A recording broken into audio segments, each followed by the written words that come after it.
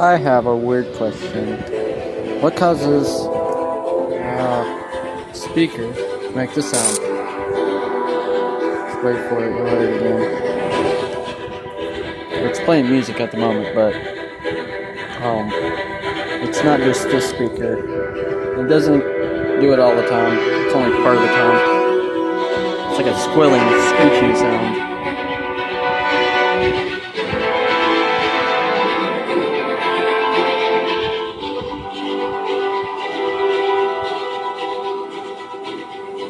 Now it's been doing it twice. There's nothing wrong with this speaker. This is a Bluetooth speaker. Now, this isn't the only speaker that does this. My TV also makes that sound at weird times. I don't know what causes it. That's why I'm making this video, is because I want to know.